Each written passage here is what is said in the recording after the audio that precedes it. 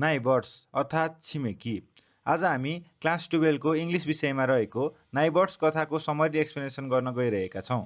यो कथा Cloudstreet Breath जस्ता फेमस राइटिङका अस्ट्रेलियन अथर टिम विन्टनद्वारा लेखिएको हो। यो स्टोरीको start when they first move इनबाट हुन्छ, जहाँ हामीलाई एउटा यङ कपाल देखाउन खोजिएको छ जुन नयाँ ठाउँमा माइग्रेट भएर आएका छन्।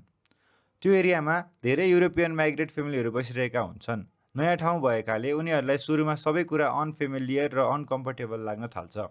उनीहरूको घर सानो हुन्छ तर सिलिङ भने निकै अग्लो हुन्छ, त्यसैले सुरुमा उनीहरूलाई आफ्नो नयाँ घर निकै मन परेको हुन्छ।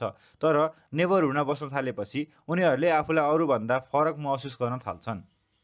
सबैभन्दा पहिले उनीहरूको ध्यान मेसेडोनियन फ्यामिलीपट्टि जान्छ। त्यो फ्यामिली निकै लाउड हुन्छ। उनीहरू चर्को स्वरमा बोल्ने, हाँस्ने, कराउने र सधैँ बिजी देखिने गर्थे।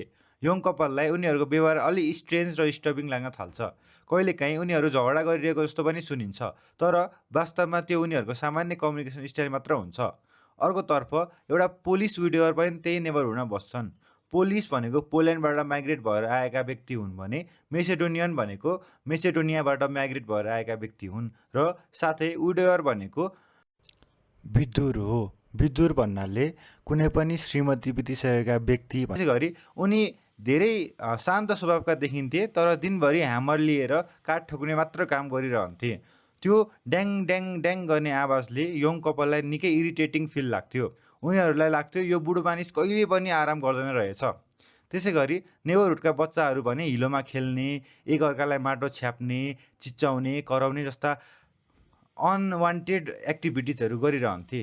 यङ कपाललाई यो सबै निकै विर्ड लाग्थ्यो। त्यसैगरी एउटा बच्चो त झन् जहाँ पाए त्यहीँ पिसाब गर्दै हिँड्ने, दिशा गर्दै हिँड्ने गर्थ्यो। यो कुराले उनीहरूलाई निकै डिस्टर्बिङ फिल भइरहेको थियो। यसबीच हस्बेन्ड घरमै बसेर आफ्नो थेसिस कम्प्लिट गरिरहेका थिए भने हेल्थ वर्करका रूपमा वाइफ चाहिँ बाहिर गएर काम गर्थिन्।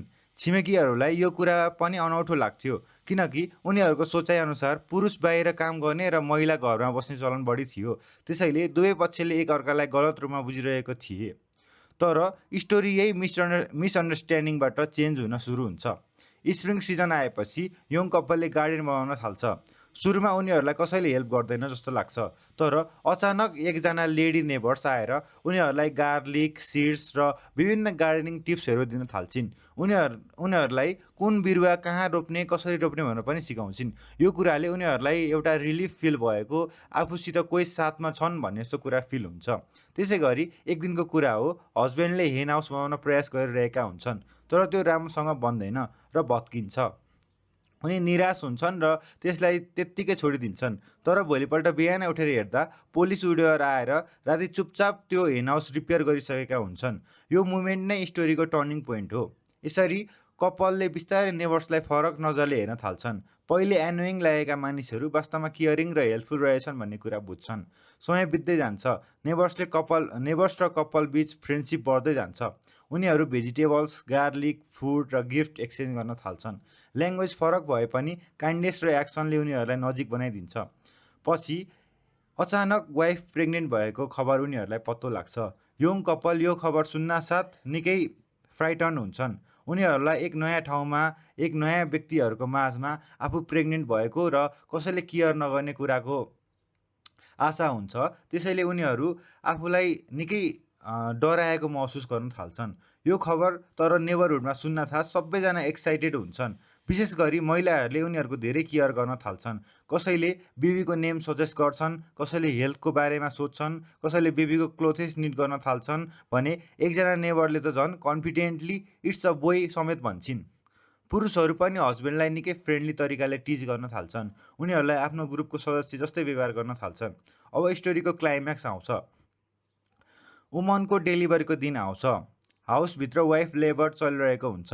वाइफ लेबर पेनले गर्दाखेरि निकै स्ट्रगल गरिरहेकी हुन्छन् भने हस्बेन्ड बाहिर निकै नर्भस र वरिड वेमा अगाडि पछाडि हिँड्ने, यताउता दौडिने जस्ता विभिन्न डराएको एक सङ्केत देखाइरहेका हुन्छन्, तर घर बाहिर एउटा इमोसनल सिन भइरहेको हुन्छ।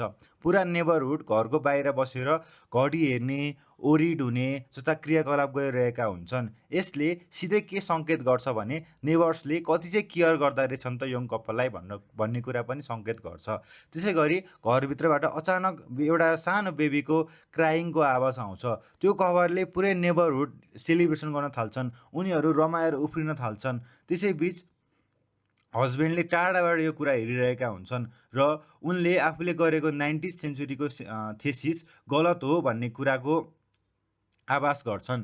उनले नेबर्स कहिले पनि सत्यको पक्षमा हुँदैनन्, नेबर्स सधैँ गलत हुन्छन् भन्ने पढेका थिए भने यहाँ नेबर्सले केयरिङ र हेल्पिङ नेचर देखाएकाले उनी आफूले आफूलाई निकै प्राउड फिल गर्छन् र आफ्नो सोचाइपछि रिग्रेट गर्छन्।